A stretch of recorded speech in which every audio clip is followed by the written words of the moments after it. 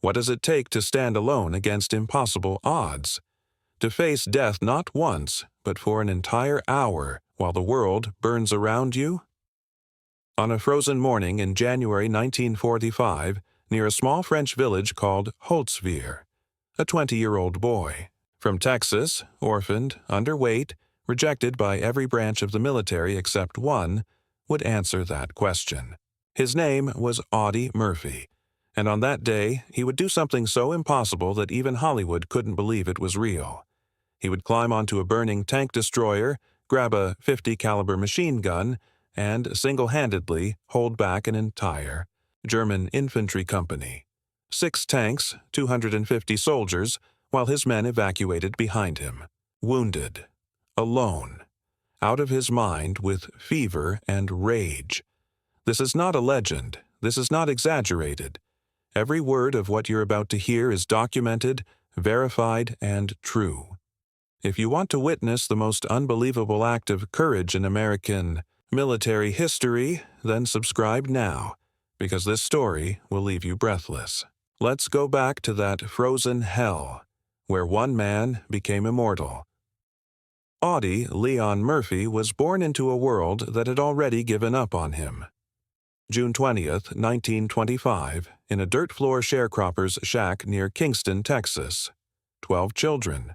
No running water. No future. His father abandoned the family when Audie was in elementary school, leaving him, 5th-grade dropout, 90 pounds soaking wet, to hunt squirrels and rabbits just to keep his siblings from starving. When his mother died in 1941, Audie was 16 years old. He promised her, as she took her last breath, that he would take care of the family. But America was about to enter a war, and Audie Murphy saw only one way out of the poverty that was killing him slowly. He tried to enlist the day after Pearl Harbor. The Marines rejected him. Too small. The Navy turned him away. Too young, too thin. The paratroopers laughed at him. Finally, the Army took him, but only after his sister falsified his birth certificate. They sent him to basic training in 1942, this pale, freckled kid who looked like he belonged in a high school classroom, not a battlefield. His drill sergeants doubted he'd survive a week of combat. They were wrong. By January 1945, Audie Murphy had become something else entirely. He'd fought across North Africa, Sicily, Anzio, and southern France. He'd killed more Germans than he could count. He'd watched his best friends die in his arms.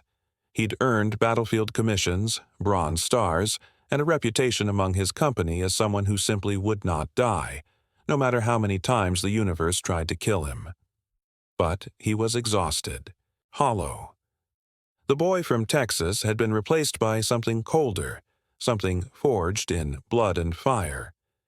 And now, on the morning of January 26, 1945, in the frozen fields outside Holtzwihr, France, Lieutenant Audie Murphy and his 40-man platoon, from Company B, 15th Infantry Regiment, were about to face the largest German counterattack of the winter. Murphy stood in the snow, staring at the tree line 200 yards away, and felt it in his bones. Today, death was coming for all of them. The Colmar pocket was supposed to have been cleared weeks ago, but the Germans were dug in like ticks, along the Rhine, refusing to let go of their last foothold in France. Holtzwihr was a nothing village, a handful of bombed-out stone buildings, frozen fields, and a narrow road that led straight into German-held territory. Intelligence said the enemy was retreating. Intelligence, Murphy had learned, was often written by men who'd never seen combat. His company had been ordered to hold the line here while the rest of the division pushed east. 40 men. That was it. 40 exhausted, frost-bitten soldiers against whatever was hiding in those woods. Murphy positioned his men in a shallow defensive line along the edge of a frozen clearing. Behind them, 2 M10 tank destroyers sat in reserve, tracked vehicles with open turrets and 3-inch guns. Good for armor support. Not much else. The morning was silent except for the wind cutting through the trees. Murphy's hands were numb inside his gloves. He hadn't slept in 2 days. His body was fighting off a malaria relapse from Sicily, and every breath felt like swallowing glass. But he stayed on his feet, binoculars raised, scanning the tree line. That's when he saw it. Movement. Deep in the forest. Not one patrol. Dozens. Shadows pouring between the pines like floodwater. Then the unmistakable growl of diesel engines. Tanks. Lots of them. "Contact!" someone screamed. The forest exploded. 6 German panzer tanks burst from the tree line, cannons roaring, tracks chewing through snow and earth. Behind them came the infantry.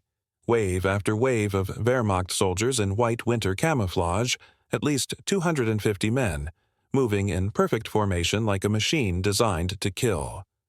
Mortars shrieked overhead. Machine gun fire tore through the clearing. Murphy's men scattered, diving for cover, returning fire, but it was like trying to stop a tsunami with sandbags. One of the tank destroyers took a direct hit. The explosion sent shrapnel spinning through the air, and Murphy watched the crew bail out screaming, uniforms on fire. The second tank destroyer, call sign Besotten Jenny, sat 50 yards behind him, untouched. And that's when Audie Murphy didn't think. Thinking would have stopped him. He sprinted across the open field toward the burning tank destroyer, bullets snapping past his head like angry hornets. His men were screaming at him to fall back, to retreat into the woods, but Murphy knew the math. If they retreated now, the Germans would overrun them in minutes. Someone had to slow them down. Someone had to buy time. The Besotten Jenny was already dying. Flames licked from the engine compartment. Black smoke poured into the frozen air. The crew had abandoned it, running for the tree line. Murphy reached the vehicle and pulled himself up onto the rear deck, the metal scorching hot even through his gloves. The .50 caliber machine gun sat in the open turret ring, a Ma Deuce, belt-fed, capable of firing 500 rounds per minute. He grabbed the charging handle and racked it. The gun was still loaded. Murphy swung the barrel toward the advancing Germans and opened fire.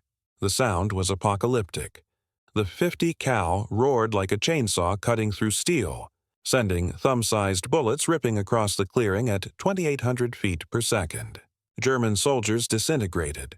Entire squads went down like wheat before a scythe. Murphy traversed left, right, stitching death across the snow, his hands working the gun with mechanical precision. Brass casings rained down around his boots. The barrel began to glow red. The Germans stopped advancing. They went to ground, confused. Where was this fire coming from? One man? Impossible. But Murphy didn't stop. He couldn't. The moment he stopped shooting, they would rush him and it would be over. So he kept firing, adjusting, correcting, calling artillery strikes over the field phone with one hand while operating the machine gun with the other. His voice was calm, emotionless, directing 105mm howitzer shells onto German positions like he was ordering groceries. A Panzer swung its turret toward him. Murphy saw the barrel elevate. He knew what was coming. The tank fired.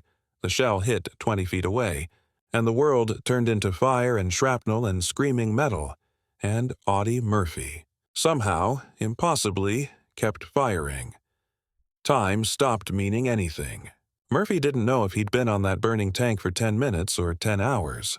His world had shrunk to the iron sights of the machine gun, the belt feed, the targets.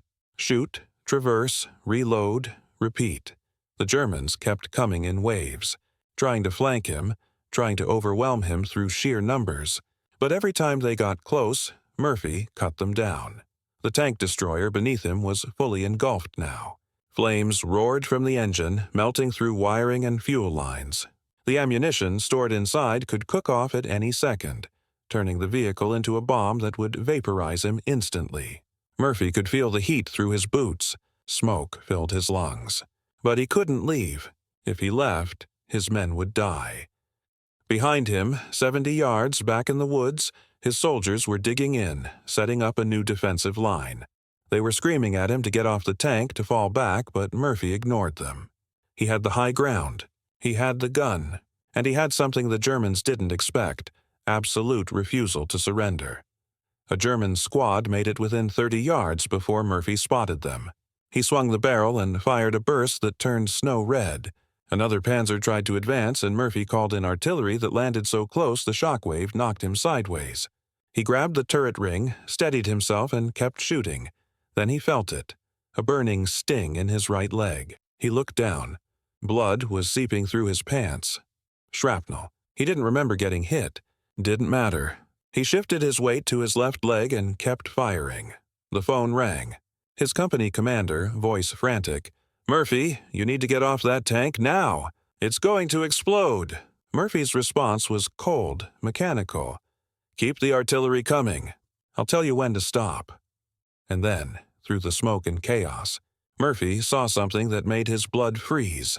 A full German platoon, 50 men, was flanking right, heading straight for his wounded soldiers in the woods.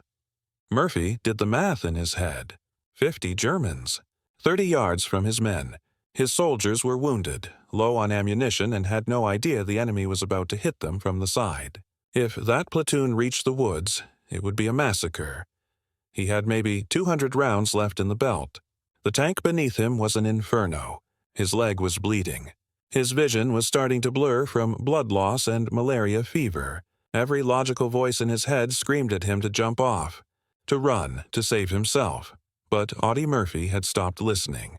To logic a long time ago, he pivoted the machine gun, 45 degrees, and opened fire on the flanking Germans. The 50 caliber rounds tore through them like paper, dropping men before they even knew they were being shot. The survivors scattered, diving into snowdrifts, but Murphy tracked them, methodical, merciless. He'd become something beyond human, a machine built for one purpose. The main German force, seeing their flanking maneuver collapse, launched a desperate frontal assault. They came in a screaming wave, firing from the hip, bayonets fixed. 100 men rushing across 200 yards of open ground. Murphy's gun was overheating, the barrel warping, but he held the trigger down and swept it across the advancing line like Death himself wielding a scythe. Bodies fell in rows. The phone screamed in his ear. Artillery observer. "Murphy, I'm out of shells. You're on your own." No artillery. No support. Just him and a gun that was about to melt. And then the worst sound in the world. Click, click, click. The belt was empty. Murphy reached for a spare ammunition can, fingers fumbling, slick with blood. The Germans saw him reload and charged harder, sensing weakness. 50 yards. 40. Murphy slammed the belt into place, racked the bolt, and the tank destroyer exploded beneath him. The fuel tanks ignited. Fire erupted. Murphy was thrown off the vehicle, spinning through the air, slammed into frozen earth so hard he felt ribs crack. Everything went black. Murphy came to in the snow, ears ringing, tasting copper and smoke. His entire body was screaming. He couldn't hear, couldn't see through the black smoke rolling across the field. For a moment he thought he was dead, that this was what came after, just cold and silence and pain. Then he heard boots crunching through snow. German voices, close, too close. His hand found his rifle. He still had his M1 carbine somehow, miraculously lying next to him in the snow. Murphy forced himself to his knees, vision swimming, blood running down his face from a gash across his forehead. 50 yards away, through the smoke, he saw them. German infantry, advancing cautiously through the wreckage, thinking the American machine gunner was finally dead. They were wrong. Murphy raised the carbine and fired. One shot, one German dropped. The others scattered, shouting, confused. How was this man still alive? How was he still fighting? Murphy fired again and again, each shot deliberate, each shot dropping a target. His hands were shaking. His leg was on fire. But muscle memory took over. Aim, breathe, squeeze. The fundamentals drilled into him 3 years ago in basic training, now executed by a body that refused to quit. Behind him, he heard American voices. His men finally organized, firing from the tree line. The Germans, caught between Murphy's rifle and the defensive line, broke. They retreated, not in formation, in panic, running, abandoning their wounded, leaving their tanks idling in the field. The counterattack was over. Murphy tried to stand and collapsed. His lieutenant, a kid from Nebraska named Jackson, came sprinting across the field with 2 medics. They grabbed Murphy under the arms, dragging him back toward the woods while he protested weakly, insisting he could still fight. Jackson looked at him like he was seeing a ghost. "Lieutenant," Jackson whispered, voice shaking, "you just held off an entire company for an hour. Alone. On a burning tank. What the hell are you?" Murphy didn't answer. He didn't know anymore. The medics worked on him in a field hospital 20 miles behind the line. Shrapnel wounds to his right leg. Second-degree burns on his hands and back. Concussion. Cracked ribs. Malaria relapse triggering a fever of 103. They wanted to evacuate him to England, but Murphy refused. His company was still out there. He'd be back in 2 weeks. The officers came to interview him to document what happened. They walked the battlefield after the Germans fully retreated, counting bodies. 50 confirmed kills. Another 30 wounded and captured. 6 tanks disabled or abandoned. An entire Wehrmacht company, 250 men, stopped cold by 1 American soldier. The numbers didn't make sense. Command thought Murphy was exaggerating until the other survivors corroborated every detail. The tank crew, the artillery observer, Lieutenant Jackson. All of them told the same impossible story. On June 2, 1945, at the 7th Army headquarters in France, Audie Murphy stood at attention while Major General John W. O'Daniel pinned the Medal of Honor to his chest. Murphy didn't smile, didn't speak, just saluted and walked off the stage, limping slightly from the leg wound that never fully healed. He was 20 years old. By the time the war ended, Audie Murphy had become the most decorated American soldier in history.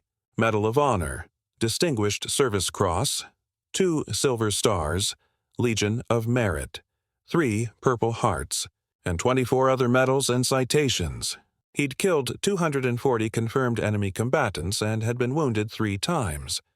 But the numbers meant nothing to him. He came home to Texas in 1945, and the nightmares came with him. He couldn't sleep without a loaded pistol under his pillow, couldn't handle crowds, couldn't forget the faces of the boys he'd watched die. Hollywood turned him into a movie star. He played himself in To Hell and Back in 1955. But the fame felt hollow. The real Audie Murphy, the one who'd climbed onto that burning tank, never came home from France. He'd left that part of himself in the snow at Holtzwihr. He spent the rest of his life advocating for veterans suffering from what we now call PTSD. He spoke openly about his nightmares, his addiction to sleeping pills, his survivor's guilt. In 1971, Audie Murphy died in a plane crash in Virginia. He was 45 years old. They buried him at Arlington National Cemetery with full military honors. Today, his grave is the second most visited at Arlington, after President Kennedy. What do you do with a story like this? How do you process the fact that a 90-pound orphan from Texas, rejected and underestimated his entire life, became the embodiment of courage itself? That on one frozen morning in 1945, he climbed onto a burning tank and refused to let death take him or his men? Audie Murphy didn't fight an army alone because he was fearless. He fought because he'd already lost everything that mattered, and all he had left was the promise he'd made to his mother, to take care of the people who depended on him. That's what real heroism looks like. Not the absence of fear, but the refusal to let fear win. If this story moved you, hit subscribe. Drop a comment telling us what courage means to you. And remember, heroes aren't born. They're forged in moments when surrender would be easier than standing up. Audie Murphy.